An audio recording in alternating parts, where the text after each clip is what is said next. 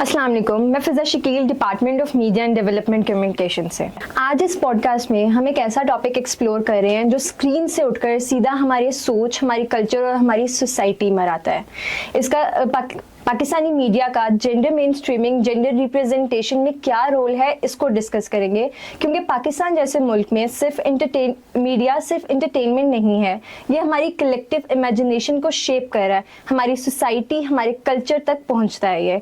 लेकिन gender main streaming का मतलब सिर्फ ये भी नहीं है कि एक दो स्ट्रॉन्ग फीमेल कैरेक्टर्स या एक दो बेहतर रोल्स दिखाकर फीमेल को सेक्रीफाइस और कॉम्प्रोमाइज के फ्रेम से उठाकर स्ट्रॉन्ग इंडिपेंडेंट दिखाकर एम्पावरमेंट का हक अदा कर दिया जाए। ऐसा भी नहीं है। दोनों जेंडर्स को बैलेंस दिखाना और जेंडर इक्वालिटी को प्रमोट करना, इसमें मीडिया क्या रोल अदा कर रहा है। इसके लिए मेरे साथ मौजूद हैं प्रोफेसर कामरान भट्ट, जो कि एक अवार्ड विनिंग डॉक्यूमेंटेरियन और फिल्म मेकर हैं।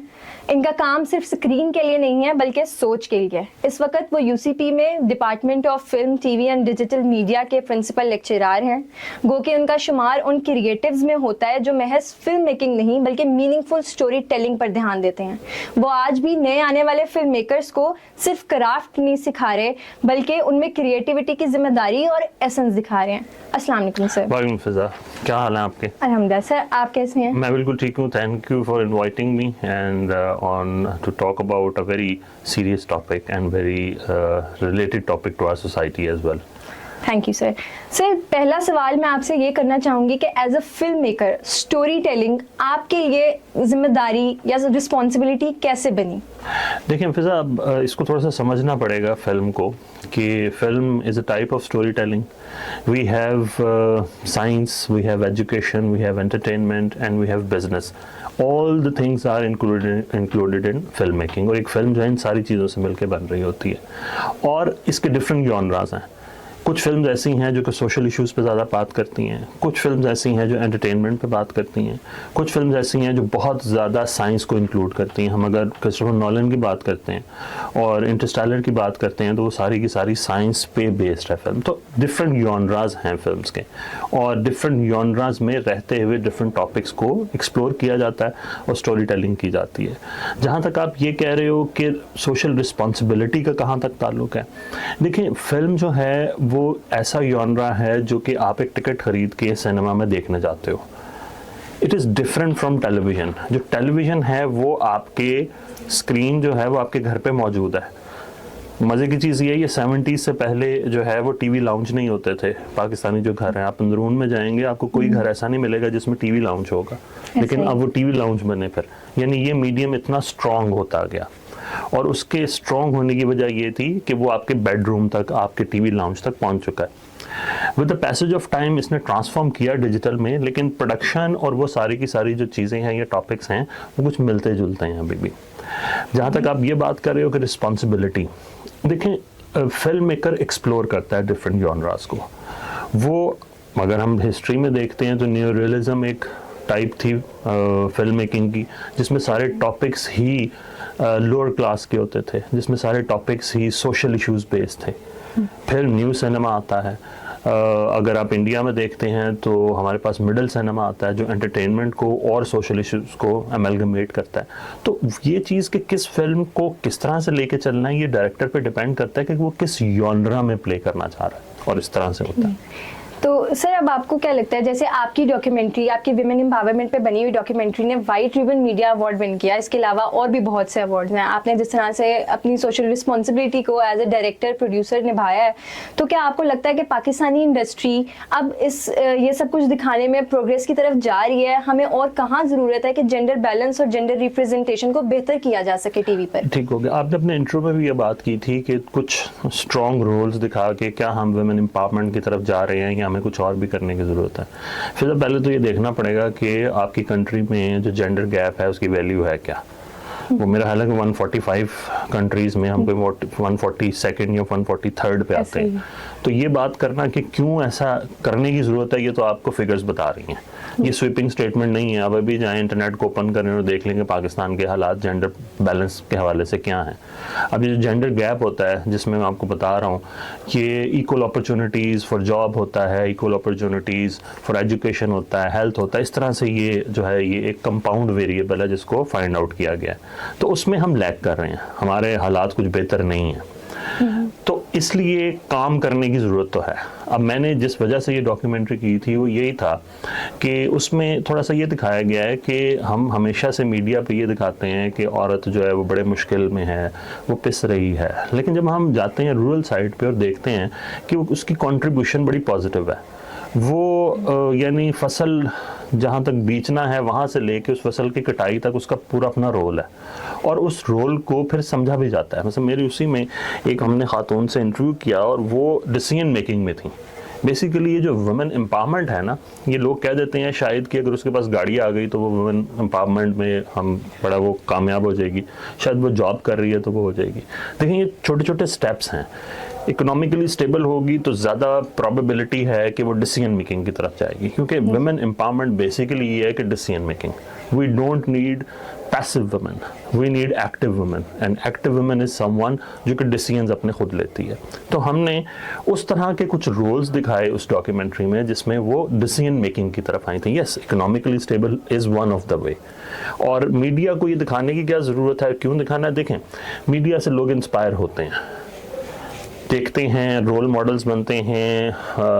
एक दौर था जब मीडिया पे खातून नहीं आती थी, बहुत कम थी। हमारे यहाँ पे ज़्यादा जो है यहाँ तो मेडिकल में जाते थे, खातून जाती थी, बच्चियाँ जाती थी, यहाँ वो टीचिंग की तरफ चले जाते थे। मुझे याद है 2004 में जब जियो लॉन्च हुआ और लोगों ने ये देखा कि न्यूज़ एंकर की भी एक यानी एक रोल है उस तरह से, क्योंकि पीटीवी भी बड़ा लिमिटेड था। वो एक 6 का बुलेटिन आता था, 6 PM का, एक 9 का। जबकि जियो ने जब 24 आवर जियो और एयरवाई ने जब किया तो लोगों को पता चला कि ये भी जॉब्स हैं।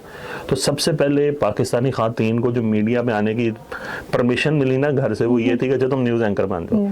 अभी भी आज भी कोई बच्ची ये कहती है ना कि मैंने फिल्म मेकिंग करनी है तो उसको कहते हैं वो क्या है, वो क्यों है। सेम अगर वो कहती है मैंने मीडिया ज्वाइन करना है तो बाप कहता है क्यों।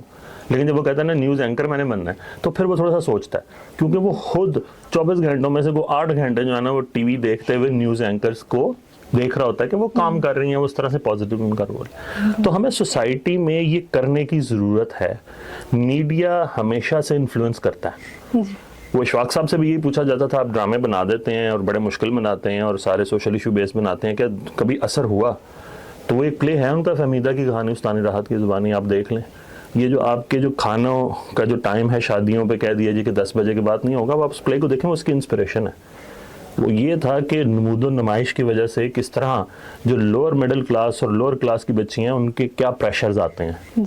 तो वो शादी समवन जिसमें बहुत ज़्यादा लैविश हुआ करती थी उस दौर में, 12 बजे बारात आया करती थी लाहौर में।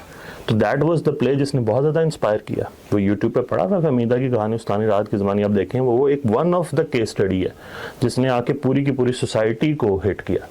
तो मीडिया रोल प्ले कर रहा होता है पॉजिटिव, और उस पर ये रोल्स आने चाहिए। क्वेश्चन ये आता है कि क्या सिर्फ यही कहानी सुनाई जाएगी, यानी स्टोरी टेलिंग सिर्फ यही होगा कि वो सोशल इश्यूज होंगे? क्या एतराज़ लगेगा कि अगर लोग मैं मंटो नहीं हूँ देखते हैं तो हम ये कहते हैं कि ये किस किस्म की स्टोरी है?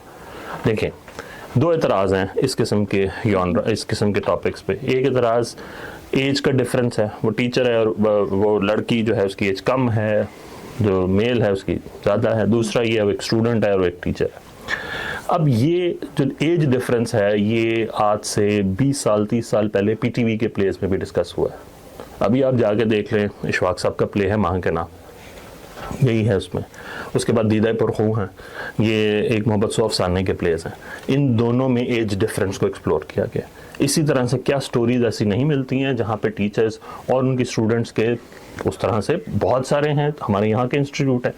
तो जब कहानी एग्जिस्ट करेगी तो वो फिर डिस्कस होगी। ये आप नहीं कह सकते कि ये कहानी एग्जिस्ट नहीं करती है। जब कहानी सोसाइटी में एग्जिस्ट करेगी तो वो डिस्कस होगी। हाँ, हर किस्म की कहानी बननी चाहिए। होता क्या है, होता ये है कि हम ड्रामा में जब एक सास बहू की डिस्कशन करते हैं तो फिर उसके बाद सास बहू की ही डिस्कशन होना शुरू हो जाती है। हमारे पास स्टोरी टेलिंग के जॉनरास नहीं रहते, which is not the right thing.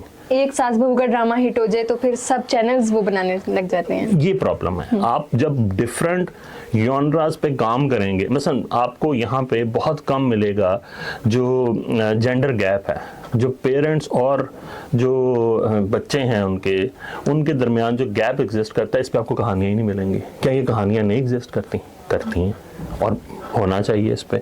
Same is the case जो मिडल एज फीमेल क्राइसिस आता है जिसमें उन पे बहुत सारे प्रेशर्स होते हैं, वो जॉब करना चाहती हैं, वो नहीं करने दे रही, इस किस्म की भी बहुत कम कहानियाँ बनती हैं। अब उसमें क्या रीज़न है, क्योंकि मैं देख रहा था कि आपने नेक्स्ट ये क्वेश्चन मेरे से पूछना है कि क्यों ये कहानियाँ नहीं बन रही। अब उसमें मसला ये है कि देखें ये है कमर्शियल, जो सारा का सारा सेटअप है ना, ये जो आपने भी लगाया हुआ, ये लाइट्स हैं, ये कैमरास हैं, ये तो यूनिवर्सिटी आपको प्रोवाइड कर रही है, अदरवाइज पे बड़े पैसे लग जाते हैं ऐसी चीज़ों पे। सो वो अब हमें ये देखना है कि कौन सी ऑर्गेनाइजेशन है जो स्टेप अप करेंगी। मसलन एक प्ले बना आखिरी स्टेशन, वुमेन एम्पावरमेंट से रिलेटेड था, आमना मुफ्ती हैं, उन्होंने लिखा और बड़ा अच्छा समद कोसर ने उसको डायरेक्ट किया, लेकिन वो कश्फ फाउंडेशन ने उसको सपोर्ट किया हुआ था। ठीक हो गया। शायद अगर कश्फ उसको ना सपोर्ट करती तो मुझे नहीं लगता कि प्रोडक्शन हाउस इस किस्म की स्टोरीज को सपोर्ट करता। तो हर जगह पे, हर मुल्क में बहुत से डिफरेंट चैनल्स होते हैं जिसके थ्रू डिफरेंट चीज़ें सपोर्ट की जा रही होती हैं, उसमें आपकी ऐसी स्टोरीज को भी सपोर्ट किया जाता है। ठीक हो क्या? यानी पैरेलल जो हैं कहानियां जो कमर्शियलिज्म से हट के, मैं ये नहीं कह रहा हूँ कि आप ना कमर्शियल काम करें, आप कमर्शियल भी करें, आप पैरेलल भी करें, आप मिडल सिनेमा भी बनाएं, सारी चीज़ें करें, फिर आपको वो एक बुके की तरह चीज़ें नजर आएंगी। हमारी इंडस्ट्री या हमारी ड्रामा इंडस्ट्री सफ़र क्यों करती है? वो एक प्ले बनता है, फिर वो प्ले अगर हिट हो जाता है, मेरे पास तुम हो के जो था जो बेसिक स्टोरी थी उस जैसे आपको प्लेज नजर आना शुरू हो गए। That is not the right thing, जो असल मुझे लगता है ड्रामा इंडस्ट्री में फ्लॉ है। तो क्या मतलब जेंडर रिप्रेजेंटेशन और जेंडर नैरेटिव्स जो हैं वो फिल्म मेकर्स को क्या कमर्शियली रिस्क लगते हैं अपने लिए? अच्छा, उसके लिए ना फिर आपको थोड़ा सा ये समझना पड़ेगा कि एक वो एकेडमिक है डिबेट, लॉरा मेल्वी हैं, उनका एक ऐसे है जिसमें वो मेल गेज पे बात करती हैं, male gaze and visual player. उसमें ये है कि basically films are made for man by man.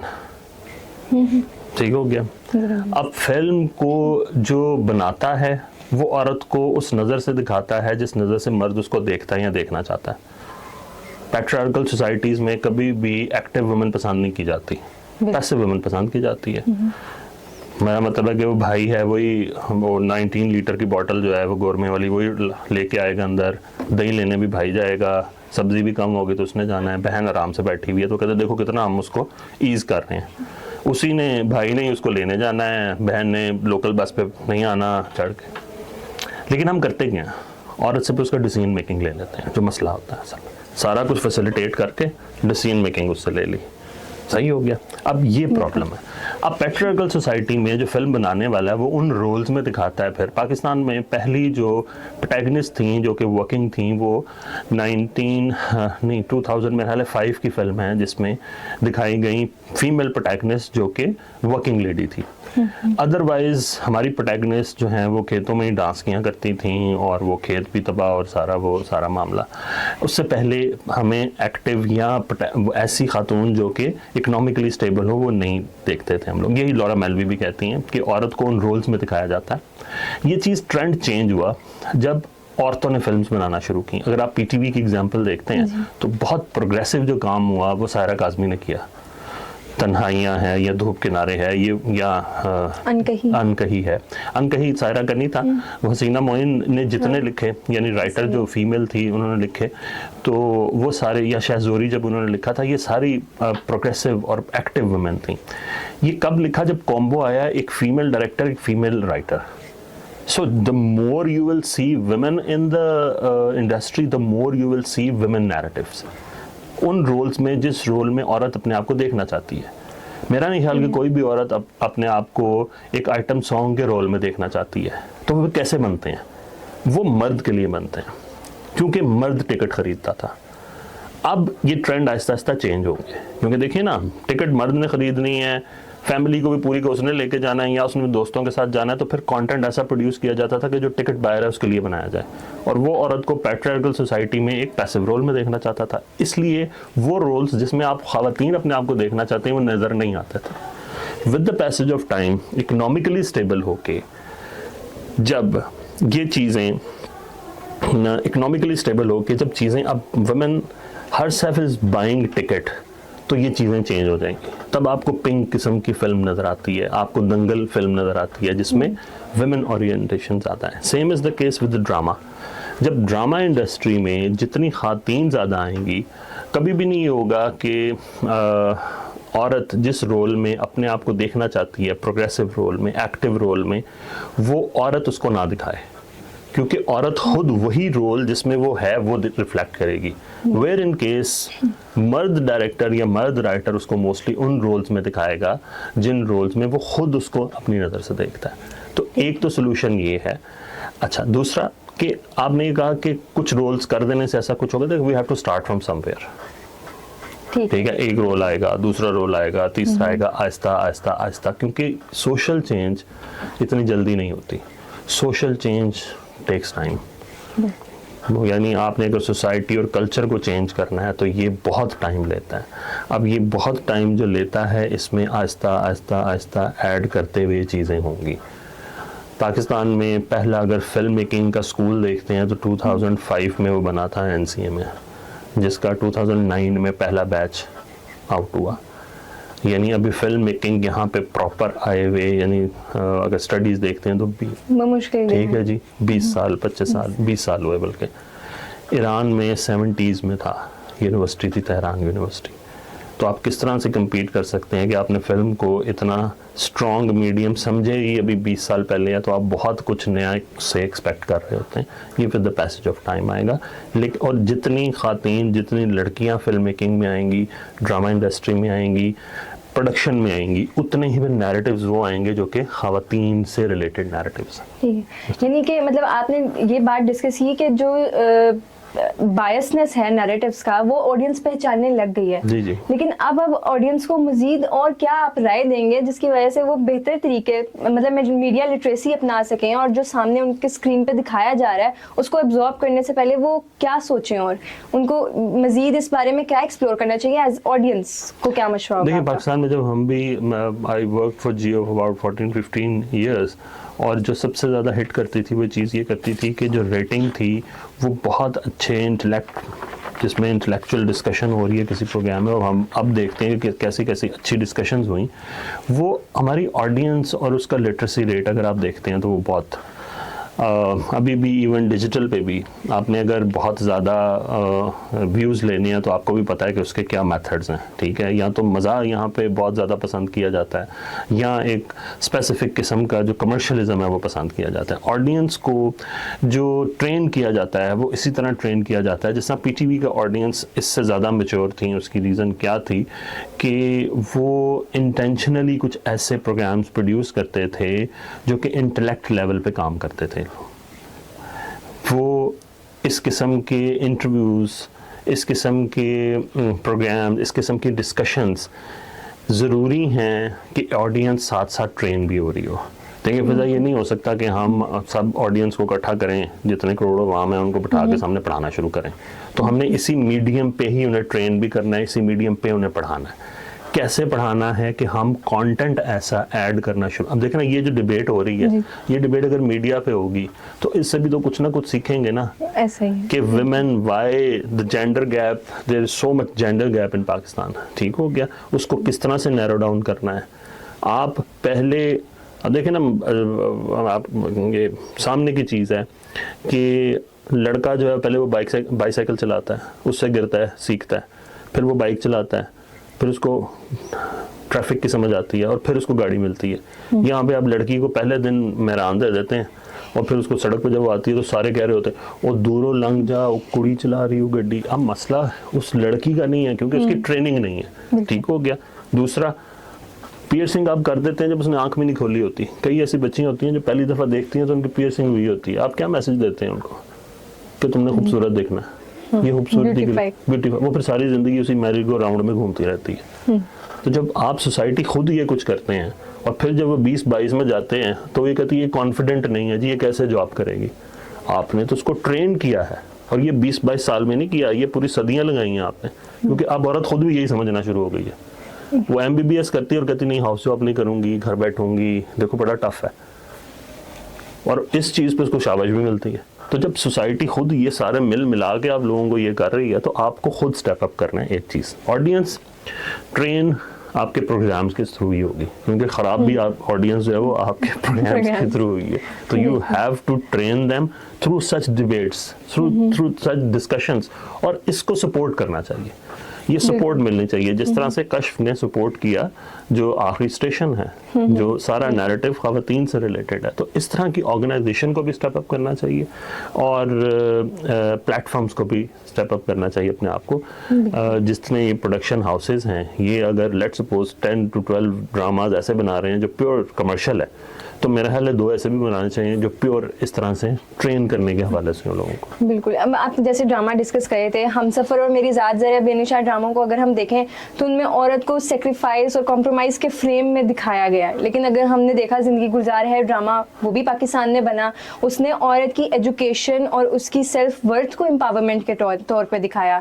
तो फिल्म मेकर और पॉलिसी मेकर्स का मिलना और इनका इकट्ठे काम करना कितना ज़रूरी है, ये हमें नज़र आया। इस पर आपकी क्या राय है? जी बिल्कुल। अब देखें, ये मैं आपको फिल्म की एक एग्जांपल देता हूँ। 2 बहनें हैं, ज़ेबा हैं और एक बाबरा शरीफ हैं। ज़ेबा घर पे रहती हैं, कपड़े सीती हैं, और सिलाई मशीन वही रखी हुई है उन्होंने, और बाबरा शरीफ जो है वो एक सेल्स गर्ल है, वो एक शॉप पे जो है वो गारमेंट्स जो है वो उसको सेल करती है। पूरी फिल्म में आपने गुड वुमेन और बैड वुमेन में, हालांकि बाबरा शरीफ घर पैसे भी लेके आ रही है, वो बेचारी मेहनत भी कर रही है, लेकिन फिल्म ऐसे बनी हुई है कि ज़ेबा इज दी, मेरा मतलब है कि राइट थिंग, वो जो है क्या उसको बोलते हैं, ठीक है, हाँ, गुड वुमेन, और बैड वुमेन का कॉन्सेप्ट आपने दिया जो कि घर से बाहर निकल रही है, और यही रिफ्लेक्शन आपकी सोसाइटी में भी है। ठीक हो गया। अब ये चीज़ जो है, इसको ख़त्म करना कैसे है? इसको ख़त्म इसी तरह से होगा कि ये नॉर्मल आपको ये दिखाना पड़ेगा कि एक औरत जो घर से निकलती है, वो जॉब करती है और वो वापस आती है, वो बिल्कुल नॉर्मल उसी तरह ज़िंदगी गुजार रही है, इसमें कोई बुरी चीज़ नहीं है। जब आप ये कंटेंट क्रिएट करेंगे तो खुद ही से चीज़ें फिर नॉर्मलाइज भी होना शुरू होंगी। और एक चीज़, औरत को खुद भी जो है वो स्टेप अप करना है, जो हौसला उसको करना है, क्योंकि उसकी वो जिस रेस में शामिल हो रही है वो खड़ी ही 20 कदम पीछे है मर्द से, तो उसको पहले वो 20 कदम कवर करने और फिर उसके साथ आके भागना है। ठीक हो गया?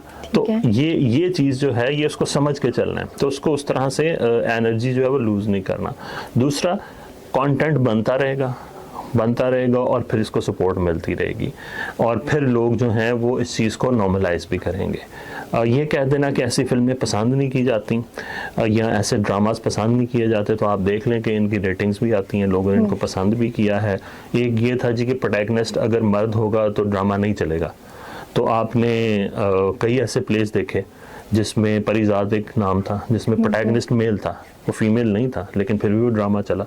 तो ऑडियंस क्या कह रही होती है ये प्रेडिक्शंस होती हैं, और ऑडियंस किसको कामयाब करेगी ये भी प्रेडिक्शन होता है।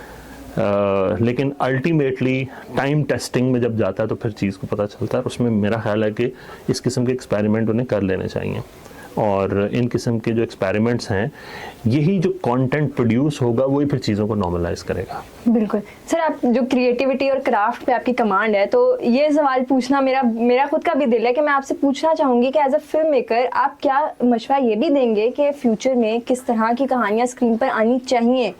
और ये तो आपने बात की कि कैसी अब नहीं आनी चाहिए या किस तरह की आनी चाहिए, इस पर बात होगी, मतलब इसको अब एंडिंग नोट की तरफ आप ये मशवरा दें ऑडियंस को, फिल्म मेकर्स को, कि किस तरह की कहानियों को स्क्रीन पर आना अब ज़रूरी हो गया उनके लिए, ताकि जेंडर बैलेंस जो है वो स्क्रीन पर नज़र आ सके। देखिए, उसमें फिर ये बात आएगी कि क्योंकि जेंडर गैप बहुत ज़्यादा है, तो इस किस्म की कहानियाँ तो ज़रूर आनी चाहिए। एक चीज़ ये है, मसला ये है कि हमारे पास ना क्रिएटिविटी का मामला कम है। आपको पता है, मैं पढ़ाता भी हूँ। अब मेरा एक स्टूडेंट था जिसने थीसिस स्टार्ट किया, और उसने कहा कि sir I don't want any negative character in my story.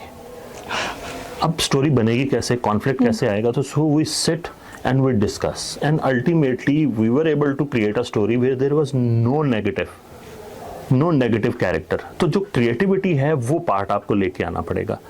कैसे, किस किस्म की स्टोरीज, कैसी स्टोरीज, ये आपको मिलेंगी आपके इर्द गिर्द से।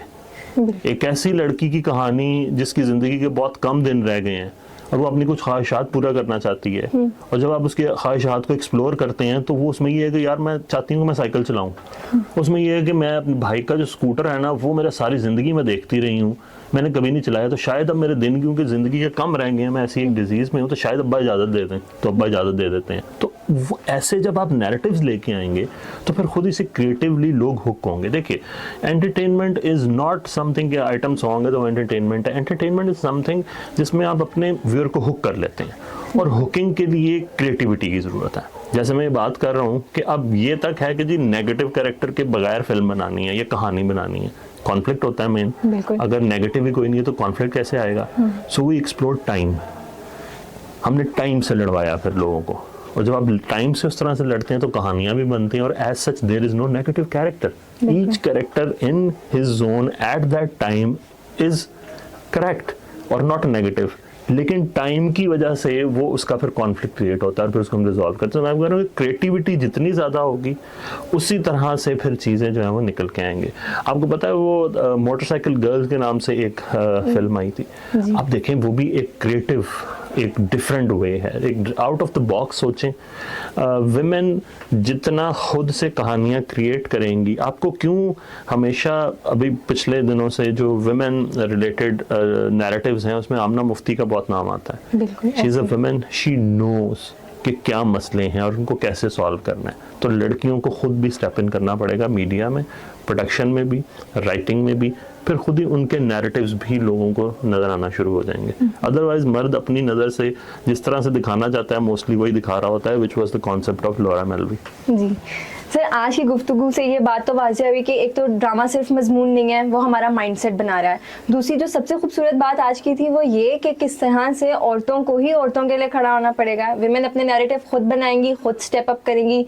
So thank you so much sir for this very insightful podcast. Thank you, so nice of you. और ये this is one of the discussion जो आप कहती हैं ना कैसे चेंज होगा, कैसे होगा मामला, तो यही डिस्कशंस हैं, ये जितनी ज़्यादा मीडिया पे नज़र आएंगी उतना ही माइंडसेट चेंज होता है। Thank you sir.